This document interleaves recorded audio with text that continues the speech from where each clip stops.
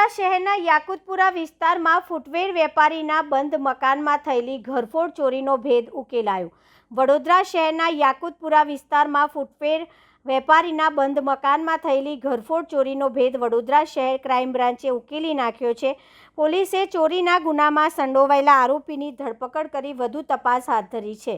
મળતી માહિતી મુજબ યાકુતપુરા વિસ્તારમાં રહેતા અને રાવપુરા ખાતે લંડન શૂ નામની ફૂટવેર દુકાન ચલાવતા વસીમ અહેમદ મકસૂદ અહેમદ મલિક સિટી પોલીસ સ્ટેશનમાં ફરિયાદ નોંધાવી છે। ફરિયાદ અનુસાર તારીખ 24 એપ્રિલ 2026ના રોજ તેમની દાદીનું હાલોલ ખાતે અવસાન થતાં તેઓ પરિવાર સાથે ત્યાં ગયા હતા। બાદમાં તારીખ 25 એપ્રિલે દાદીના અંતિમ સંસ્કાર માટે પરિવાર સાથે યાકુતપુરા પરત આવ્યા હતા।